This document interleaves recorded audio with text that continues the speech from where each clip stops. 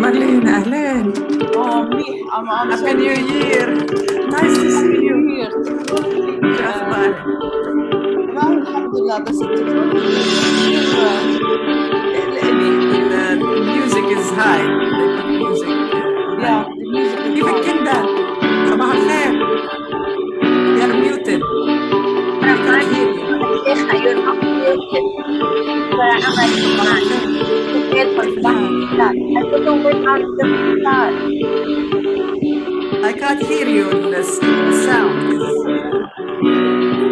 really bad. صباح الخير دكتورة شيخة. النور. كيف الحال؟ الحمد لله.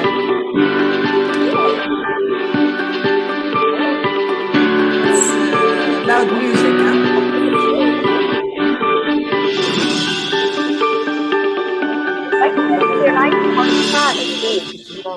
ايش؟ الشيك وصل مش الشيك وصل. Now.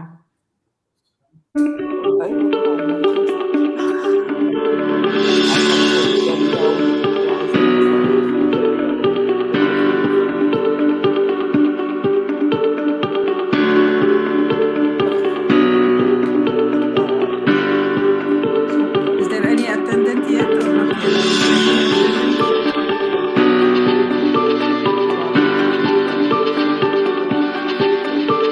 Yeah. I think they will start at 9:30.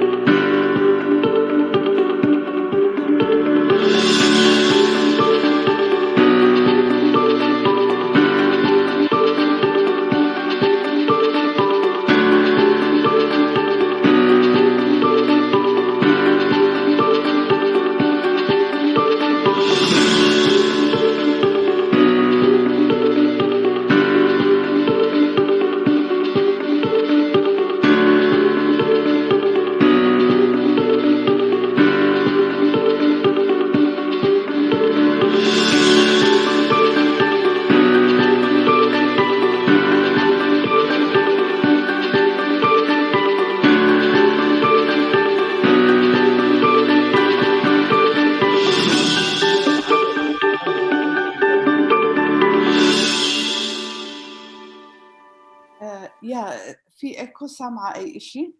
انا سمعت كل الابواب اللي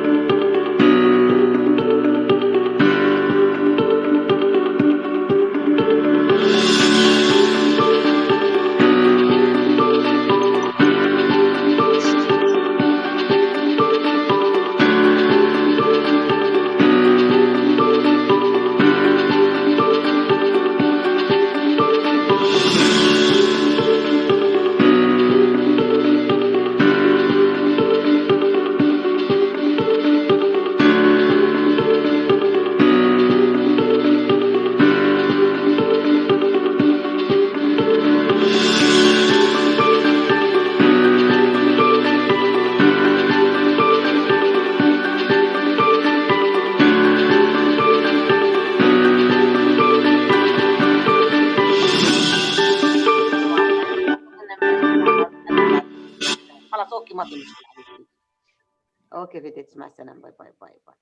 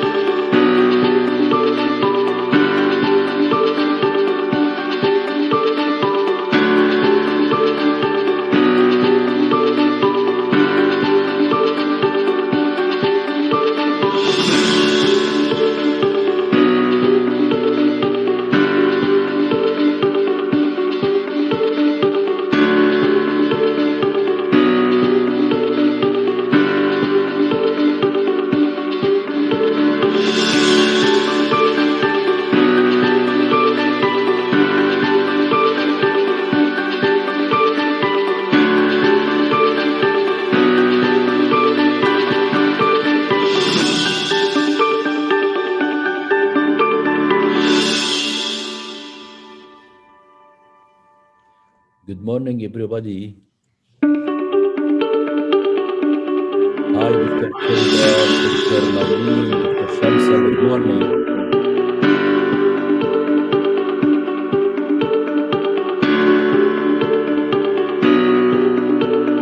دكتور شخبارك؟ عساك بخير دكتور. دكتور تعرف how to apply the background؟ أنا قاعدة أحاول أسويها لأن السيستم نفسي ما بيقدر The voice is not clear. It looks that the music is more. more. You mute the music. يشتغل يا دكتور. Right.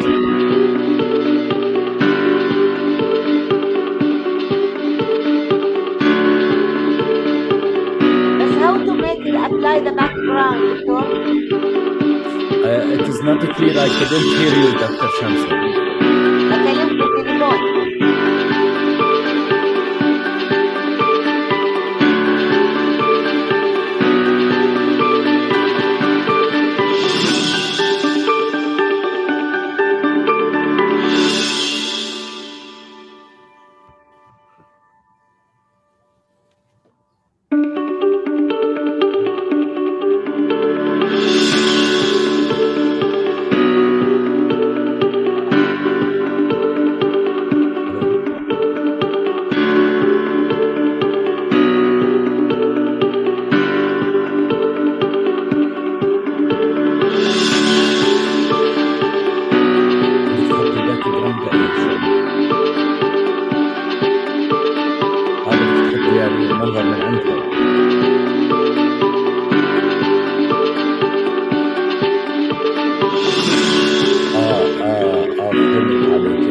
خليني اسال واحد خبير عندي لحظه. او انا بتصل فيكي بعد ثانيه. تمام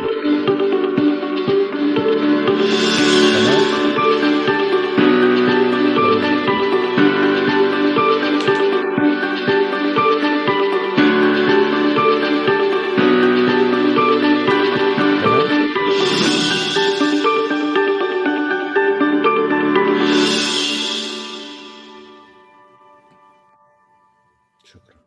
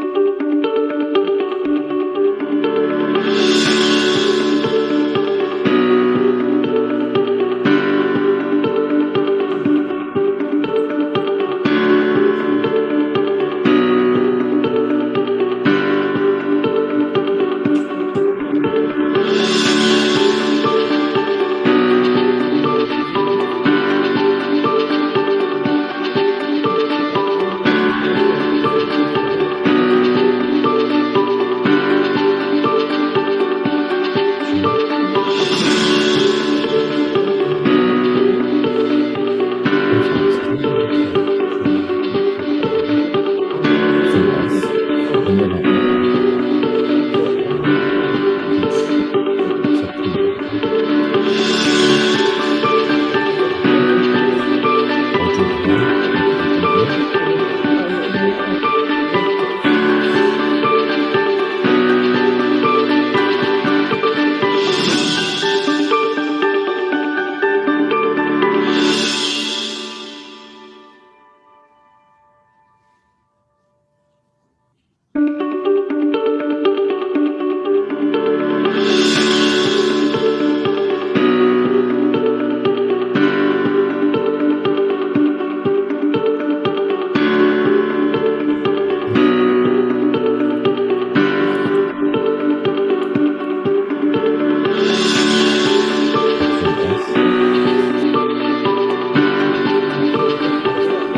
صباح الخير. هاي وجدتك اياها.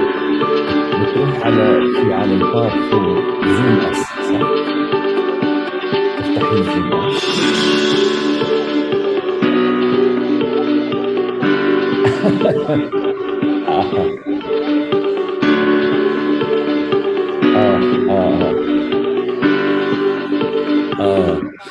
بدكيش بتحبي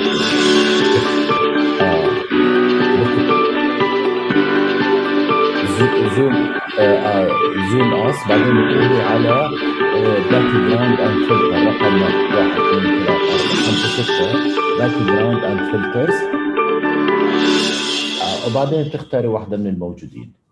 جزاك الله خير. يلا سلامات سلامات سلامات سلامات. بكره الدكتورة شمس بالمناسبة اجى تعميم امبارح في الليل انه يوقف كل النشاطات الترفيهية في الفنادق من لدى دائرة فالمهم انا بعثت لشيماء وبعثت للدكتور غسان اليوم الصبح، حكيت لهم على اساس انه يسأل الاوتيل، شيماء تسأل الاوتيل انه بكره نيجي ان بيرسون ولا لا، لانه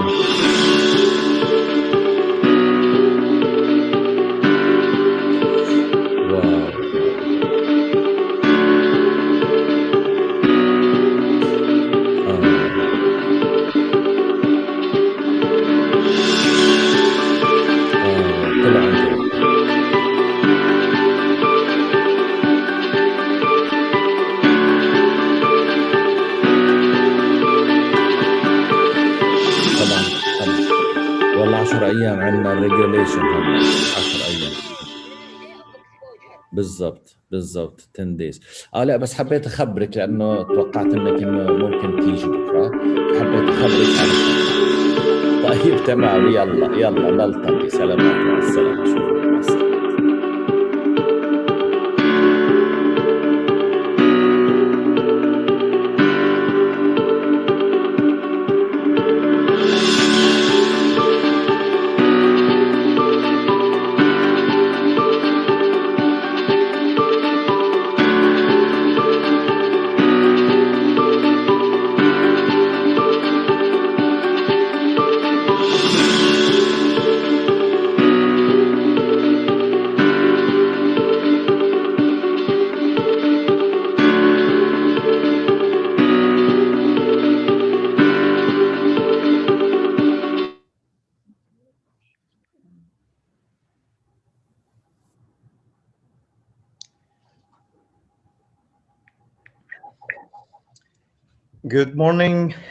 Good morning all colleagues and friends, and welcome to this once again foggy and cold morning in Dubai.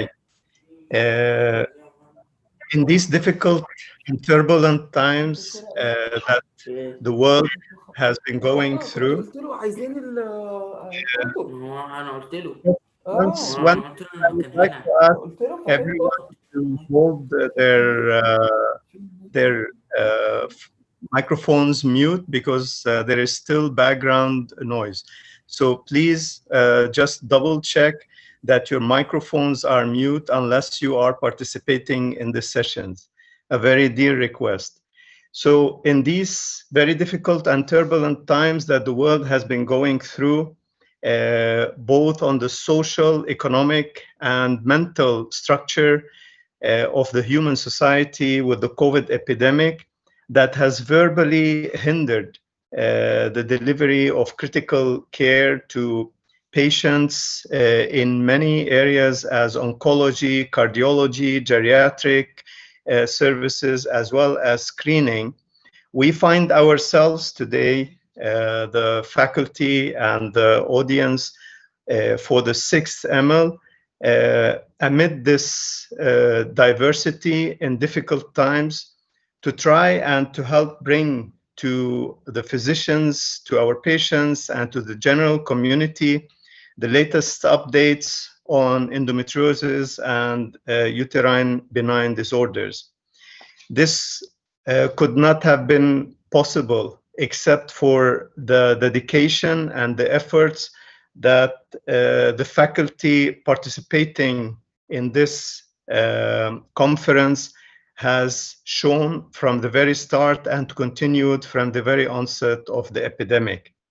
Yesterday, we had a very successful live surgery transmission with Professor Alexander Popov and his team from Moscow, showing details of robotic surgery in deep endometriosis and having universal debate on the methods included in this kind of complex surgery.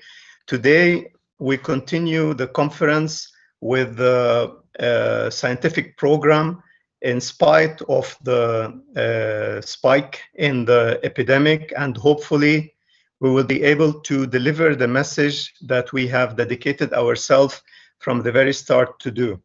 So without any further ado, and on behalf of the scientific and the organization committee of the EMEL, I thank you all for participating in the first day of the EMEL conference that will continue tomorrow, and further on with a workshop on Saturday, the 23rd. And I announce the 6th EMEL conference officially open.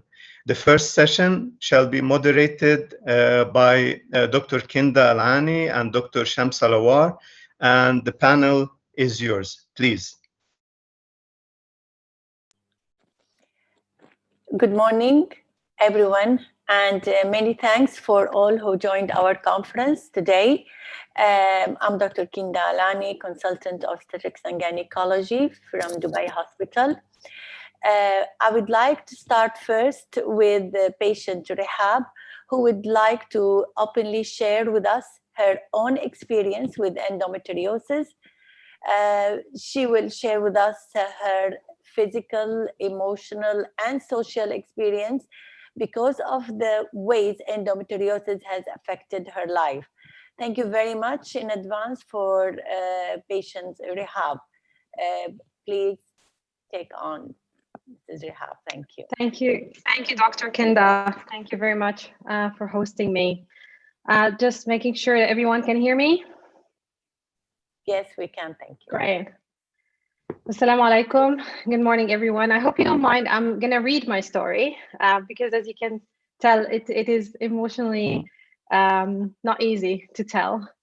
My name is Rehab Rajab. I'm from Egypt. I was brought up in Saudi, lived there until the age of 18, and I have been living in Egypt, in Dubai for 17 years. I'm an educator by profession, a language teacher to be very specific. So I'd like to tell you a few stories, call it snapshots or flashbacks. I'll start with 28 June 2018. I woke up at 20 a.m. because of severe abdominal pain. It was the second of my cycle, and I had lived with this unbearable pain 3 to 4 days every month since I turned 15. At that point, I was 40, and the pain had become progressively worse since my early 30s. Although I had taken, doctors would not like this, twice the allowed dose of a strong painkiller at 11 p.m., the pain was too much to manage. I was in my bed and I started shivering. I felt that my stomach started to get upset, something that happened often when the pain got worse, to the extent of feeling sharp needles squeezing my internal organs in the pelvic area. I tried to move out of bed, but then I passed out. Another thing that happened quite often, which I rarely spoke about. When I became conscious, it was 2:30 a.m. I dialed the 911 equivalent number in my country. I was alone at home. My husband was traveling. And it was the very first time I called emergency in all my very long years of suffering. But I knew this time was not going to pass. The shut up and move on strategy I had developed over the years was not going to work. You see, I had been to the ER with my severe pain symptoms many times before, almost always dismissed by medical practitioners and treated as almost a painkiller junkie, or at least another woman with low threshold for pain. So as you can imagine, I would do my best to avoid the embarrassment. When I arrived at the hospital, I was checked in for 2 days until my pain got under control. At that point, I realized I could not keep on fighting this anymore. All the fatigue, brain fog, migraines, insomnia, and debilitating pain had to stop, or I will lose my mind. I was not in a good place mentally or physically or psychologically. That's one snapshot of what my life with endometriosis was like. Suffering in silence for the most part, but that's not the whole story. August 2011, at the age of 34, I was diagnosed with endometriosis level 4 and frozen pelvis. That was a result of a diagnostic laparoscopy. It was 17 years too late. All the doctors I'd seen up to that point suggested all sorts of possible reasons for my pain, and none in the 17 years even mentioned the word endometriosis. My infertility was labeled unexplained. It was I who asked for the diagnostic laparoscopy after years of researching my symptoms, joining endometriosis communities on social media, educating myself, and reading a lot. I consider myself lucky because I'm fluent in the language that is a lingua franca, that is well known to have resources in English. If I was only reading in Arabic, I probably would not have had access to these resources. At 34, I had been married for 8 years. The first time I saw a gynecologist, I was married at the age of 26 because where I come from, unmarried girls should not see the ladies' doctor. Throughout my entire life, I received no formal education whatsoever about my health as a female. I believed what my mom told me, what my sister told me, what my community told me, and what my school nurse told me. My cycle pain was normal. When the diagnosis was confirmed, it was not a sad moment for me. It was a relief. I was not alone. I wanted to go back to my mom and tell her that it's not normal. The pain she told me to bear was not normal. All the doctors I explained my symptoms to and was dismissed, all the years of suffering, all the nights my husband had to wake up in warm heating pads for his dysfunctioning wife could have been avoided. Everything I read in line made sense. So even after the diagnosis, when I went to some of the best IVF clinics in the region, no one told me not to take the hormonal stimulations that would make my estrogen-dependent disease worse. Everyone said, just keep trying. I had one IVF attempt after the other. By the age of 38, 4 IVF attempts later, I just couldn't do it anymore. This disease controlled my life. It was painful all the time. I was on lots of painkillers every single day. I had chronic digestion issues, sciatic pain. I would get a flare-up every time I exercised. My only way of getting some peace of mind and comfort was joining patient groups on social media, only to discover that the thousands of women in these groups have similar storylines to mine: dismissed, pain, undiagnosed for years, suffering alone, unheard, and trying to understand more about their condition, just hunting for information online. But I'm not here to tell you just about the unpleasant part of my journey. Endometriosis is part of who I am. It taught me to be empathetic and resilient. It taught me not to judge anyone just by seeing their smile and thinking that they have an easy life. Everyone is fighting a fight that we don't know about.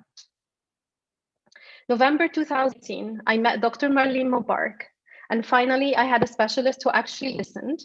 She knew about every symptom, and after MRIs, she explained to me that I have deep infiltrated endometriosis at a late stage, and a lot of it. The disease had infused my breast with my uterus, and I had a huge other complications in my abdominal area.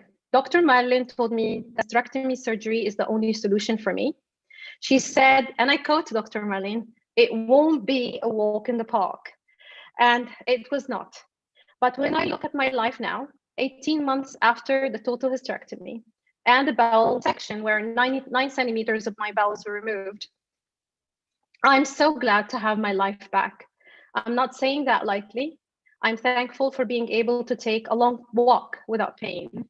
I'm thankful for not having ongoing fatigue and brain fogginess. I'm thankful for having my mental health back, but I'm mostly thankful for being heard. After years of self-doubt and suffering ended, just like that, a week after the surgery, I was in a completely different place.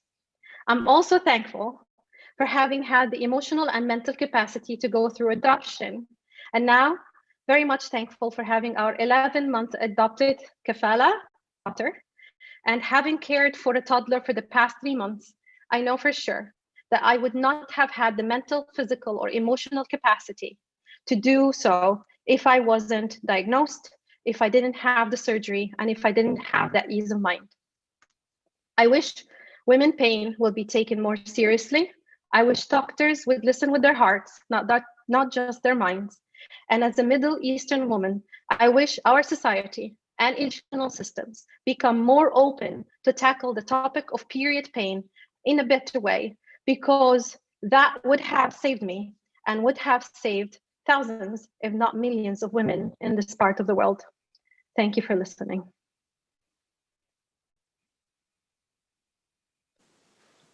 Thank you, Rahab. Appreciate it. That was so touching, actually.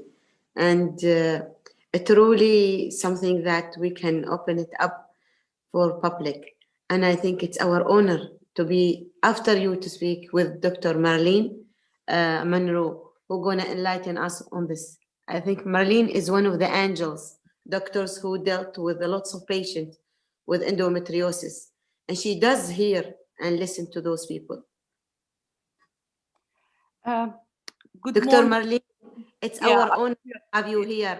And you have been an award winner of your work on endometriosis and support to patients and to create a group of patients, even in UAE. Your career, the pathway that you have taken, it's all a class A in all the perspective, whether it is your obstetric and gynecology training at Oxford, and then after that, you're establishing a BSEG centers in England or in Dubai, and all your work is truly appreciated. It's our honor, Doctora, to introduce you today as the first session with challenges of establishing an endometriosis center in Dubai. That center that wins lots of admiration from all the people surrounding you. Thank you, Doctora Marlene, for being with us. Thank you very much for the kind words. I hope you can hear me all. Yes. Thank you, Dr. Ghassan, for the amazing organization. Really appreciate that. And Rahab, I love you. This is the reason I do this work, because my background is oncology. I've never realized how much impact I have on people's life until I started doing severe endometriosis. I think the challenge is, it's a very common disease. It affects 1 out of 10 women. However, 4 to 5 out of 10 women with fertility problems have endometriosis undiagnosed. It affects the quality of life. relationship, the chances of having a baby, just name it. The delay in diagnosis up to 20 years, the reason for that, why it is challenging. One is exactly what Rahab have said. Woman pain is regarded as normal. Period pain, oh, I had period pain as well. It's whether it's the society or the medical profession, we don't appreciate woman pain because we don't feel it, we don't see it, we don't touch it. We have lack of expertise in non-invasive diagnostics. We don't have enough experience in ultrasound and MRI diagnosis. My special interest is severe endometriosis because it's the one that can cause, debilitating pain and serious problems. Clinical assessment, we forget to take a full history. We have period pain and we move to the next question. Have you had any surgery? We don't do full assessment. There is no blood test. CA125 is of no value. The medical insurance, especially in this country, if there is no cyst on the ovaries, they will not approve diagnostic laparoscopy to establish diagnosis. However, laparoscopy is not the right tool.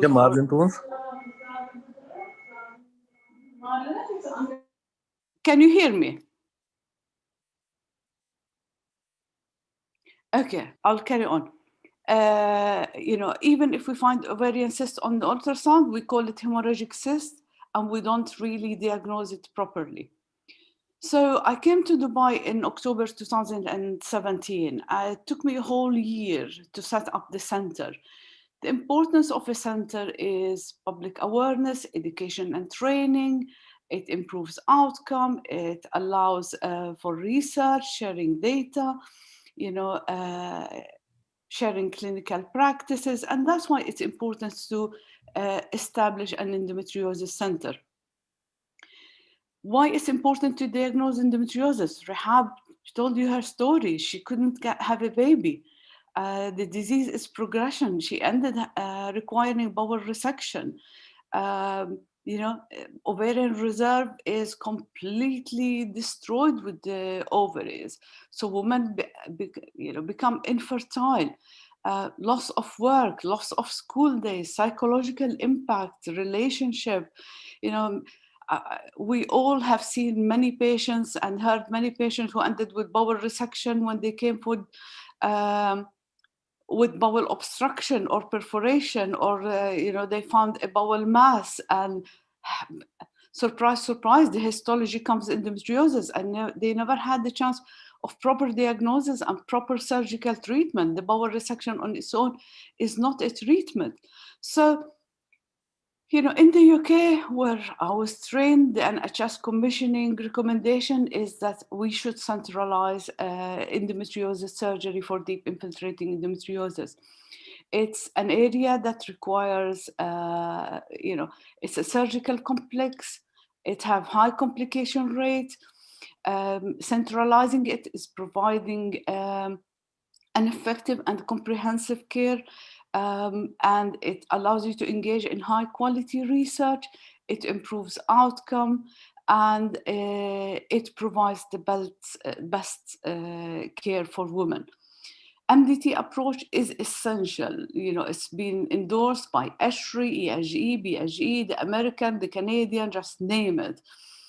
However, you need to create a team. This type of surgery is quite expensive. It's resource demanding, and an MDT approach, leads to a better result for the patient and also less complications. And that is essential. So what did we do? What did I do? I mean, the whole reason I came to Dubai because I was convinced that I will be able to set up an endometriosis center. It took me a whole year. I started working on patient education. I worked with local organizations, Dubai Women Club, the American University, just name it. I've used the conventional media, newspaper. Rahab said something about, the language barrier. So I published so many articles in Arabic, English, in newspapers, the media. I've created the first ever endometriosis patient support group in the UAE to create a forum for patients to support each other. I managed to get accreditation, provisional accreditation from the BSGE for 2 years. However, they decided from 2020 not to support any overseas centers because of difficulty in monitoring them. However, having the BSGE umbrella allowed me to push a lot in setting the center. I needed a high definition laparoscopic stack. It's expensive. That was an important part, but the most important part is my surgical team. Radiology, I don't believe that I should give anybody an empty check to sign on. And they can put the figures. The same thing, I should not be entering a woman's abdomen with a blank check to do whatever. I need to know whether I'm going to do bowel resection or whatever. Radiology helps me. MRI helped me. I brought my radiologist from the UK. She trained my local radiologist here, and he was amazing. We have not done any case of bowel resection where we did not anticipate that we need bowel resection from the MRI finding, and that is really essential. And of course, EMEL helped me, and we've created many CME meetings to allow for the diagnosis and the management and the education. So the management approach for these ladies is, the 3 principles: alleviation of pain, improvement of fertility, and prevention of progression, worsening, and recurrence of the disease. Individualizing the care, whether it's medical or medical and surgical or surgical approach. It is important to work with local facilities. So I worked with ORCID and other IVF, on embryo freezing, ovarian cancer freezing, and all of that, because that is an essential part. I mean, we say in Europe, if the pain is not a prominent feature, patients should go for IVF. In this country, patients sometimes don't have the finance for IVF, and you have to consider surgery. So, so that's, my approach. The laparoscopic excision, I believe strongly that laparoscopic and radical laparoscopic excision of deep infiltrating endometriosis is of value. And, this is, supported by many research and publication. So what do? I use the pelvic pain questionnaire of the BSGE, even though that I don't have the accreditation now, I still use it. I use the enzyme classification. I use the enzyme classification when I do clinical assessment, ultrasound, and MRI correlated with the surgical enzyme classification. And we sit before and after every case, we review what we know about the case as part of our surgical expertise and development. I'm going to share my result. I'm just showing the first 2 cases. As I said, my first group of cases was in October 2018, and my last big group of cases was in March, just before the corona. In 1 week, I performed 9 cases. I think I've done a marathon of surgery. So out of the 42 cases, the average age is 36.9. 38 out of the 42, I performed them with the help of my colleague, the colorectal surgeon, Dr. Firas Yunus. And the age of the patient, as you can see, the bulk of the patient is actually under the age of 30. Looking at the previous surgery, many of these women had multiple surgeries, including multiple laparotomies, such as 7 women had laparotomies. They had 1 ovaries removed. They had at least 1 laparoscopic surgery in 17 cases. And And that's the challenge. If you enter an abdomen that somebody been before inside, it's, the adhesion is quite extensive and difficult. The parity, most of the patient 28 have never been pregnant before. 13 already had children.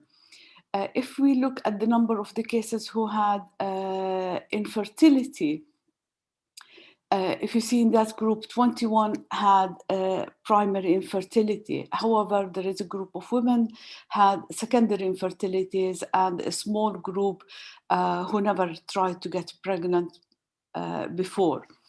If we look at the size of the ovarian cyst, the cyst ranged from 1 centimeter to 18. I looked at the unilateral and bilateral. 14 women didn't have a cyst on their ovaries out of the 42, but the majority had either one or bilateral ovarian cysts.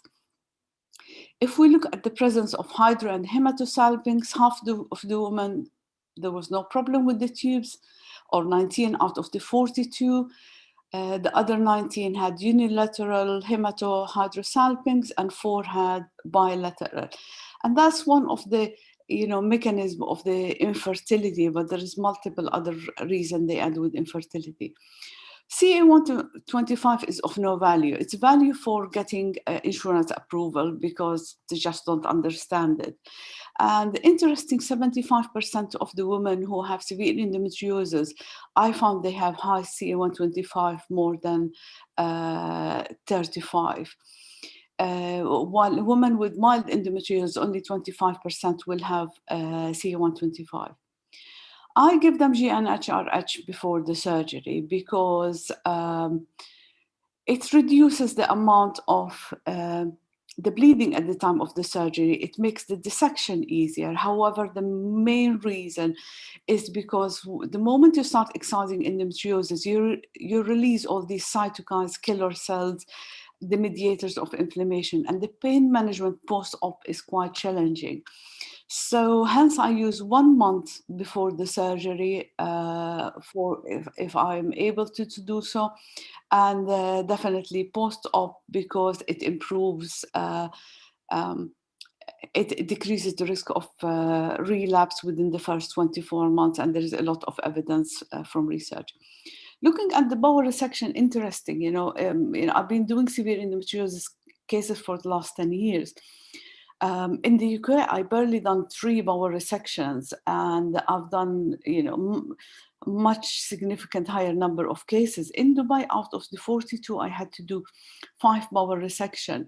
My youngest is a 28-year-old, and if you can see about the parity, 2 of them never been pregnant.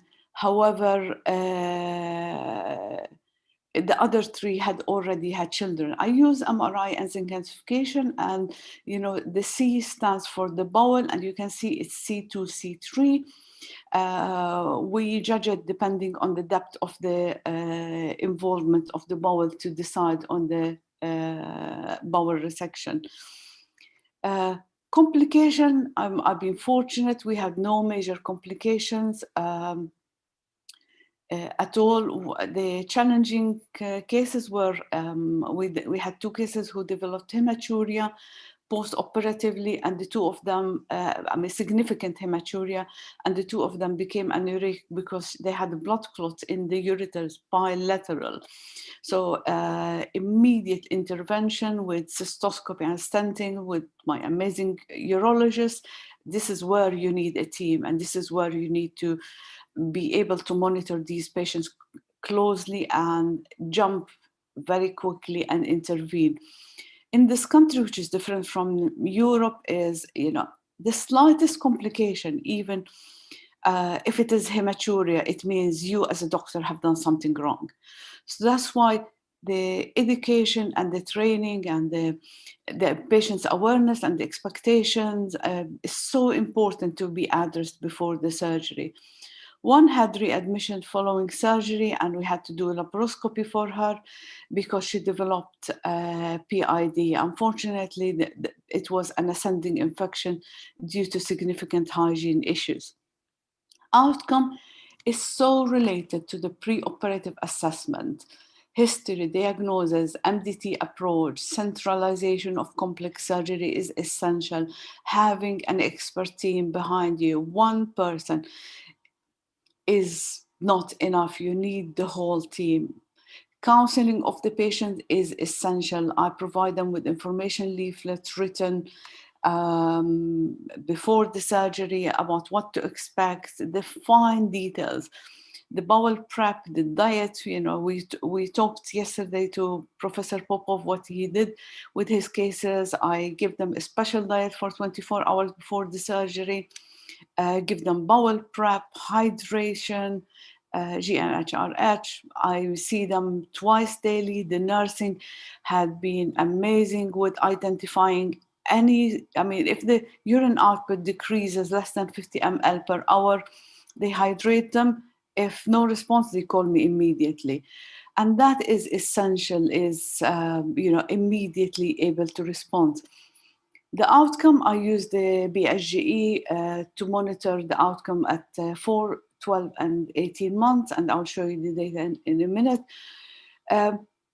Out of the 42 cases, only 12 wanted to get pregnant, and only 12 who actually had the normal AMH as ovarian reserve, had the normal sperm analysis and intact tubes. Just to say, I do fimbrioplasty. I don't remove the tubes unless the tube is completely damaged and there is no reason, I can't save the tube. And out of these 12 ladies who want to get pregnant, 6 are spontaneously pregnant.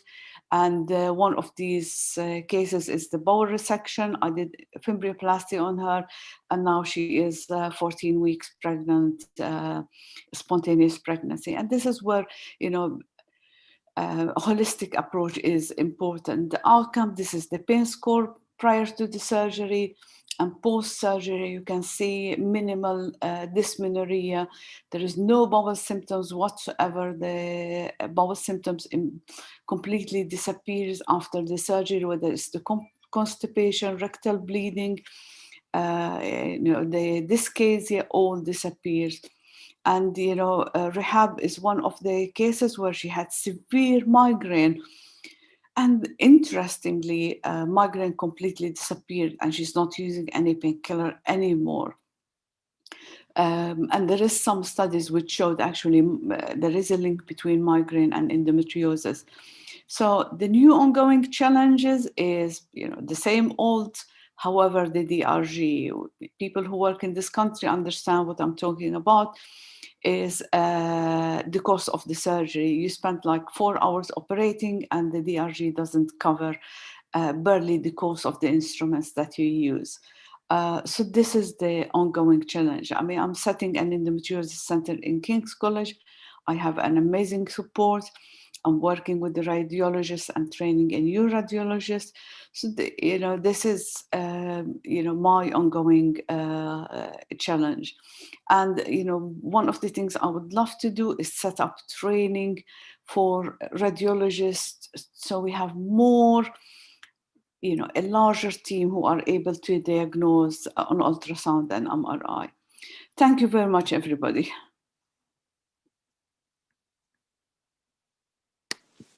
Thank you, Dr. Marlene. Appreciative, truly. It was so nice of you.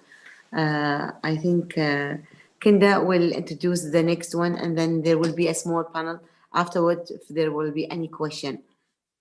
Appreciate it, Doctor. Thanks, Dr. Marlene, for this excellent presentation. I would request everybody who's got a question to put it in the question and answer chat. I'd like to introduce next Dr. Hisham Arab. He's a senior consultant, gynecologist, and director of Women and Fetal Health Program at Arab Medical Center in Jeddah, Kingdom of Saudi Arabia. He's a chairman of Saudi Endometriosis Group and executive board member at the International Society of Gynecologic Endoscopy. Dr. Hisham will be taking talking about patient support groups, which offers a forum of comfort, encouraging, and information exchange. Dr. Hisham will take us through these groups and about the way forward. Thank you, Dr. Hisham. Bismillah ar-Rahman ar-Rahim. Thank you very much, Dr. Kenda and Dr. Shamsa, for sharing the session. And I'd like to thank Dr. Hassan for the kind invitation to share with you this presentation from home. Anyway, it's the COVID-19 consequences kept us home and not really to come and meet you guys face to face. But anyway, it's a chance to also to keep these activities going forward. Well, I just shared the screen.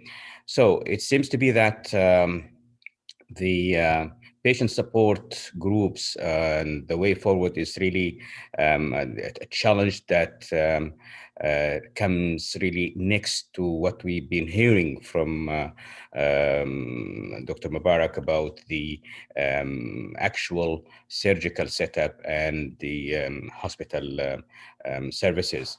Really, I want to just to take you through some of the endometriosis consequences that how it affects the woman. For example, there are some physical limitations due to endometriosis. 79% of affected household chores, 71% had affected their sexual relationships, 54% of patients had an affected appetite, and 56% affected exercise, 58% had an affected sleep, 48% had affected social activities, and 45% affected childcare. So these women really have been suffering in all these aspects as a result of having just endometriosis. It's not just that physical, but also work limitations. There are about 2/3 of endometriosis patients affected their work, where we find 20% were unable to work at all, or 70% go to work with pain, 84% decrease their quality of work, and 60% missed work, and on average about 33.6 days per year. 1 month a year you just gone away with because of putting up with the endometriosis and missing work at this point of time. This is what is endometriosis meant for this woman. Now, we have an aim for this, and maybe I would like to share with these thoughts with you and see how we can combat that problem. Now, every time the patient has an endo attack, what we call the endo attack, the pain that she has to put up with. Really, with this kind of situations that she is living a miserable life, she has to suffer the pain, suffer the medications effect that she's been taking, suffer the deprivation, and also the panic that has really to cope with, and losing control. So every time she has a pain, she has to put up with all these consequences at once at the time when she's in pain. Now, our aim actually from our program is leading a quality life. She'll suffer the pain, endo attack will still come, but at least when she has it, she knows what to do. She will accept the modification that she has learned. And also she'll be having self-control. She knows that this is something I can lead without really having an impact or a negative impact on her life or on her feelings. So this is the kind of aim that we're looking for, because as we all know, it's a disease that is chronic. It's lasting for years for some patients, but very important is that we prepare these patients for these situations. So what are these negative impact of endometriosis on her social life? Well, on work, we just heard, on education, she will also living life opportunities, feeling a lack of support, feeling of social isolation, find it difficult to disclose these conditions or symptoms because of the embarrassment or fear of not being believed. And not to mention also, there's a quite percentage of them will go into depression that can be even suicidal. It's been estimated something like 20% of depressed endometriotic patients have actually suicidal thoughts and anxiety. So what I see here, how we divide our roles here, apart from the surgical and the medical skills and expertise that we all have, in terms of approaching the patient, there is a direct and an indirect role of the doctor. The direct should just be a doctor, listen to her, give her time, do not scare her, and establish a treatment plan. It's very important that we misdiagnose of endometriosis because we didn't have the time to listen or to ask the right questions to the patient in order to find out exactly whether she is an endometriosis patient or just a primary dysmenorrhea. Now, don't scare her. Yes, sometimes we do that. Doctors scare women when they want to compensate for their arrogance or ignorance, or sometimes improper management, or they're not vigilant enough about the diagnosis.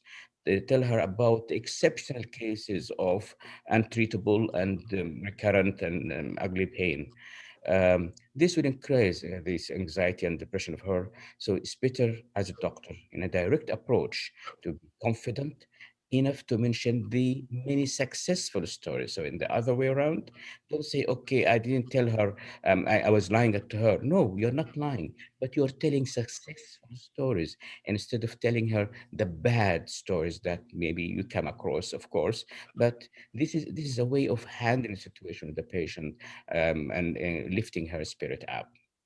So what about the indirect role from you as a doctor?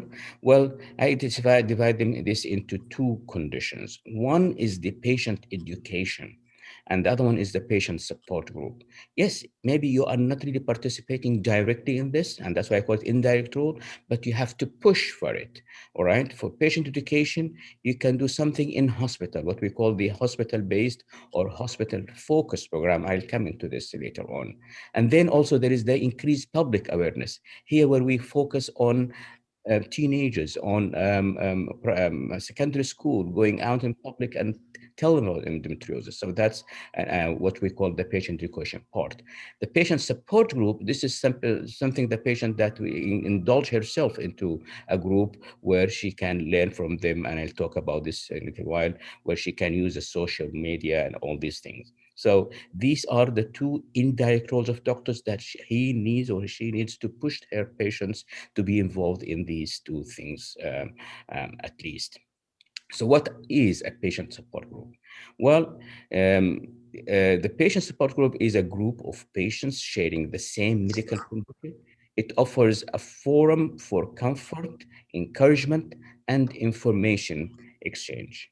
They are existing worldwide, non-profitable, and even supported by government in certain countries.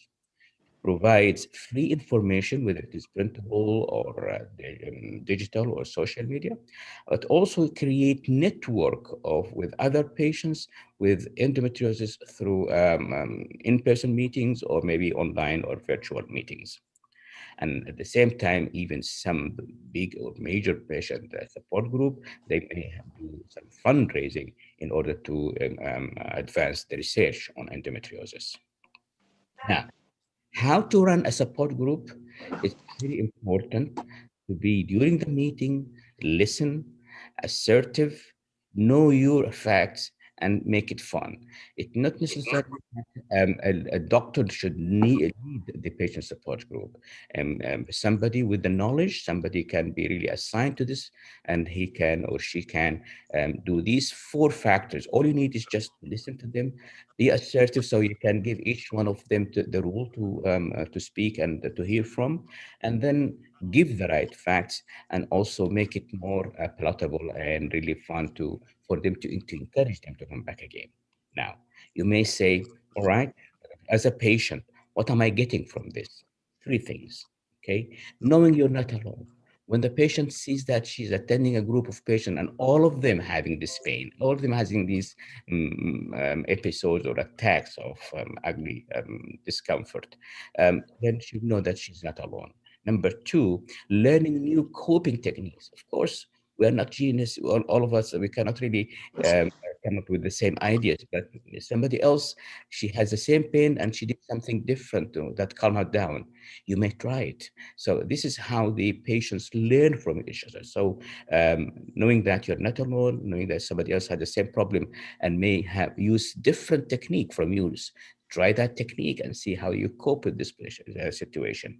And of course, sharing experiences. Of course, this one really sometimes بالعربي نقول اللي يشوف مصيبة غيره تهون عليه مصيبته. يعني really it's something that can be comforting for the patient herself when she sees somebody maybe even with worse situations or worse consequences as a result of her same disease, which is endometriosis. So really, these are the main three consequences that or learning objectives from any patient support group.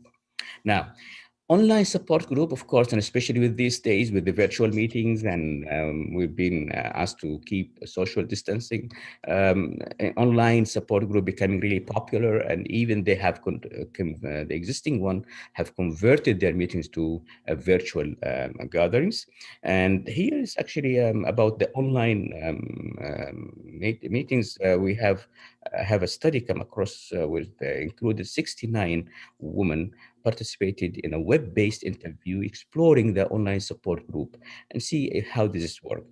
Well, the analysis has revealed actually there were 4 therapeutic gains as a result of this related online support group, and they actually identified them as the connection. So that is the ability to connect in order to support each other, exchange advice, and try to feelings of loneliness. So actually make في عندك ميتنج؟ عندي المؤتمر بتاعي بتاع بكره والنهارده يوم اونلاين ويوم قولي لا مش عادي مش مهم. لقيت لي بتقول لي are you coming to the event today؟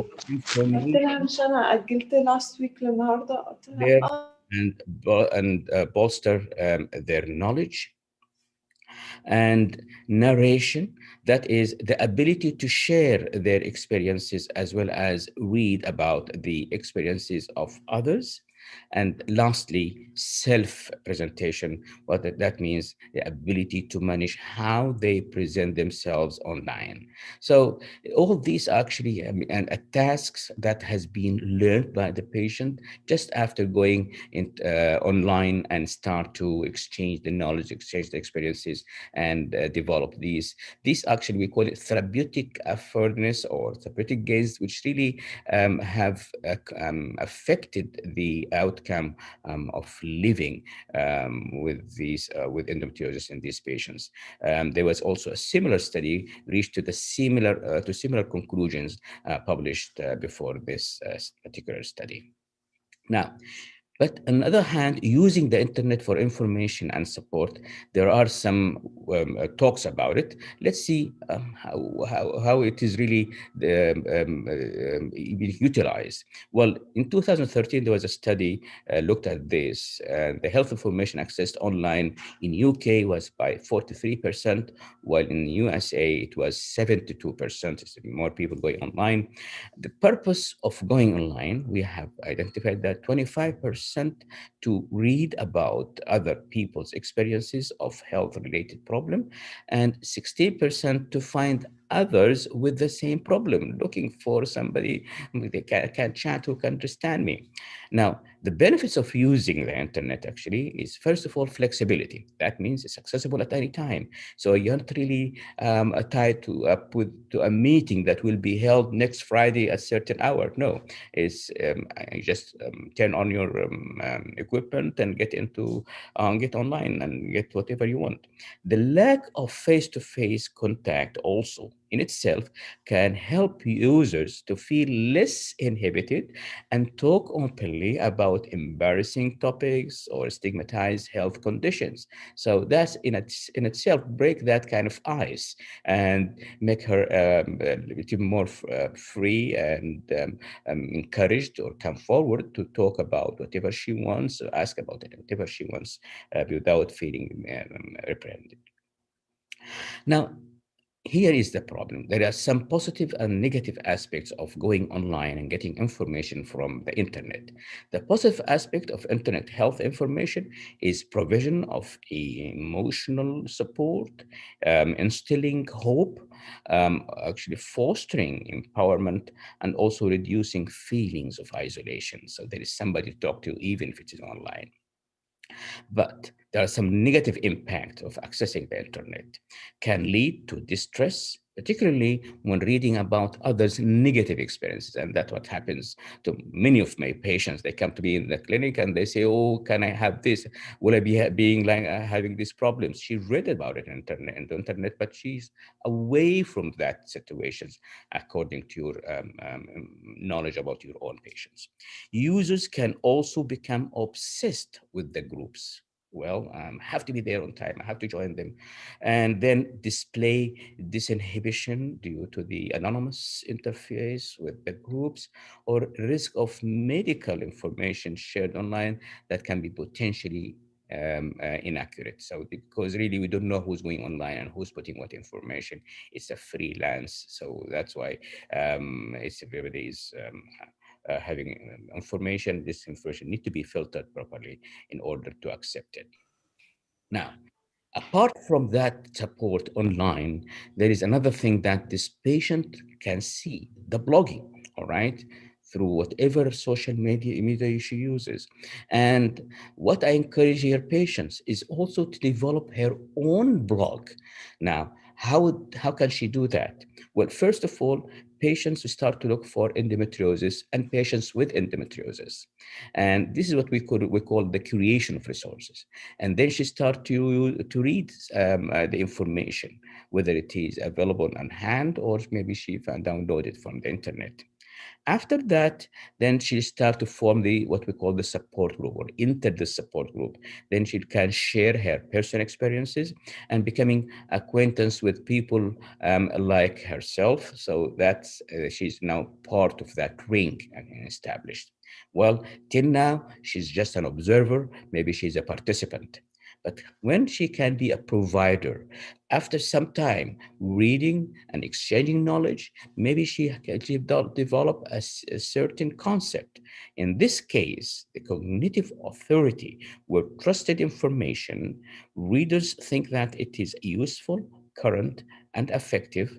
With that kind of information, she becoming authorized to write the blog and to share new concepts. And here where blogging start to become really like a habit, and she can really indulge with it, and that will take her away from the pain and thinking about that tax and all these things. And also we have a study here published in 2011 to putting the pieces together, where a major barrier to information access expressed by people with chronic illnesses is the difficulty of finding information relevant to their situation. And in this study, they have concluded that endometriosis patients find informational value in blogs and online discussions, especially for affective support and epistemic experiences.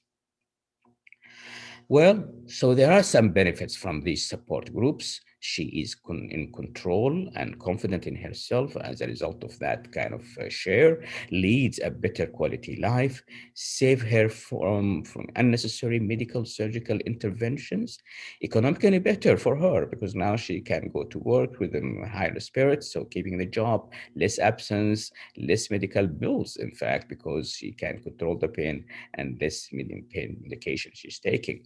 More endo patients get the benefit, not just yours, and reduce the burden on doctors. So that's really something also come in your favor. Maybe you can attend other patients and all that, and reduce the expenses on health system. Of course, when the patient is feeling better, then more likely she'll have a better outcome. Now, the increased public awareness is the other situation, which we call another indirect role of the doctor. And here we have seen that internationally, only 5 to 6% to 33% of young females suffering from dysmenorrhea seek medical care, despite the significant impact on their lives. Bush from New Zealand, actually, she's done lots of work on educating the teenagers at high school, and in her recent studies concluded that we have demonstrated strong suggestive evidence for the first time that consistent delivery of a menstrual health program in secondary school increases awareness of endometriosis and may promote timely presentation of young women to specialized healthcare service. So we reduce the time of diagnosis. We can go in time to make our diagnosis and start treatment and get involved with the medical attention. Now, teaching the teens about endometriosis is an art, actually, because here we're talking at different levels, and the person, whoever facilitator is being assigned to this job, need to be very familiar with the thinking of these girls. Teens with primary dysmenorrhea are the target of a public awareness program, and the utilization of patient education materials such as written videos, written or maybe audio tapes, books, or pamphlets can greatly increase the teen's awareness of her symptoms. But what is more important is if she is an endometric patient, she's a teenager, she should have actually that constant relationship with her doctor or healthcare provider. Now, how to create educational material for endometriosis for teenagers? Well, the literature also include or have given us some guidelines. For example, you start by obtaining feedback from teens with endometriosis through venues such as focus groups, questionnaires. You send questionnaires and see what they think. Peer reviews or written materials. Write in a personal conversational style with a question and answer format that's becoming easy for them to accept or digest. They want to have their feelings acknowledged without actually a condensing tone. So get away from your white coat and come down to your, really simple, humble way of approaching these girls, and maybe lift their spirit and know exactly what they want and have it provided. They appreciate the non-judgmental statements. Don't just make those really ugly statements sometimes, just make it generalized. They want this information to be clear and simple and have limited medical jargon and abbreviations. They're going to be these medical terminologies. Provide a list of additional resources such as websites and books. They want to see somebody else talking about it. Maybe they believe in you, all right? But when they hear from somebody else and somebody else that you recommend because you know you're giving the right source, then this way they actually can really be cooperative, and maybe they will hear the same thing again from somebody else. They may stick to the advices. Lastly, I come to the hospital focus programs I mentioned earlier, which is part of the indirect role of public awareness or of increasing the awareness. Here, actually, there's a study published 2005 in Britain talking about the psychoeducational intervention designed to facilitate adaptation to the challenges of chronic disease and promote self-management, was introduced in UK in 2002. Now, they were found from their study that participants were found less anxious and less depressed and score better on all of the self-management techniques after self-management training. They felt more in control of their disease. For example, they say, I think going on the course gave me the confidence to do other things. I think has been the course a great help as I feel safe in controlling the panic now. So this is what really want to achieve. And it has been really measured and documented. This was in 2005. Let me show you this study, which published just a few months ago from Iran. Effect of self-care counseling on women with endometriosis. They, in this center, Al-Zahra Teaching Treatment Center in Tabriz in Iran, they had a self-care group counseling was conducted based on the ORM's self-care model in 60 to 90 minute session in the native language on a weekly basis in a relaxing and friendly environment on 76 patients. There were only 7 to 8 patients or participants in each session. So these are 7 sessions. What did they tell them in these 7 sessions? They take them for an hour and a half on a weekly basis. After 7 weeks, the course is finished. But they have actually measured scoring system during this study. First of all, let me see what they give them. It's very simple, okay? First session, the first week, just endometriosis information. The second session, understanding self-care concept and skills, all right? 3, dietary advices regarding endometriosis. For the fourth week, teaching healthy lifestyle and importance of exercise. 5th week, non-pharmacological pain management, yoga or massage. So they're teaching these things and they help, in fact. Psychological support they'll be giving in the 6th session. For example, spiritual lift up and social activities. So these are ideas contributed by a facilitator that they come to them in each of those sessions. And finally, on the 7th week, the session really is just it's the participant session.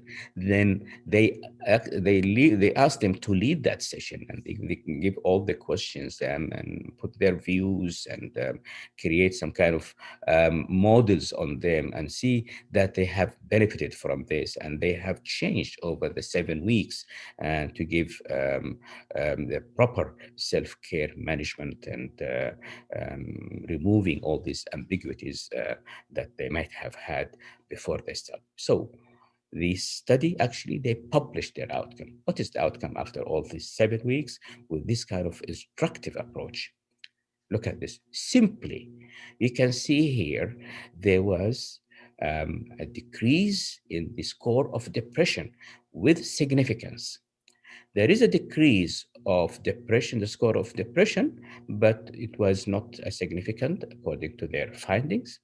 On the other hand, there was also a quality of life, of physical health that has improved really with a larger score, and also the mental health has really improved after these 7 weeks with significance. So there are 2 significant findings of improving quality of life, whether physically or mentally, in addition to reduce the anxiety and in these patients just after 7 weeks of instructive focused program initiated simply in one of your rooms in your hospital. Now I come to my last slide. Here is just a take-home messages. Self-care and support group is not a TLC, it's not tender loving care, it's a science, it's something that we have to work on and develop proper programs for it. This is a system that can take the management of endometriosis to a different level away from medical and surgical intervention. Endometriosis medical care should include guidance on how to help those patients socially, sexually, and psychologically. The endo patient will no longer be a victim, but a victorious who is in control of her disease and turning endometriosis upside down. Thank you very much. Thank you, Dr. Hisham, for this impressive presentation. I'm actually very impressed with the Iranian counseling study. My question, should be worried about the unsupervised support, medically unsupervised support groups, especially when they are talking about therapy options? Well, in fact, this is a very dangerous area. Yes, you're touching. As I mentioned in my introduction to the patient support group establishment, it's an indirect role of the doctor. So I still keep the doctor here in charge. Maybe not by himself, but he's in charge of all the contents, to review all the methods that's been utilized. So that, yes, we need the expert or the medical advisor in the whole program to be there, yes, to avoid giving or misleading the patients with wrong information.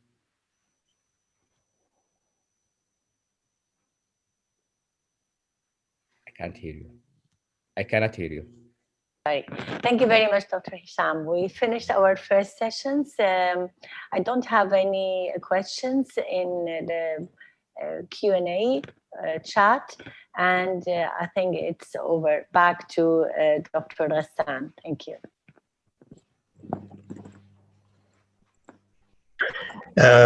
Thank you. I think we'll just go over to the break now. We'll just allow the moderators to man their laptops, and we will continue in something like 5 to 7 minutes with Dr. Muammar and Dr. Engin being moderators, and continue to the second session. Thank you for the lectures of the first session and the moderators. And hopefully we will continue with the same precision and with the same clarity from the technical point of view, as well as the good quality of the lectures. Thank you.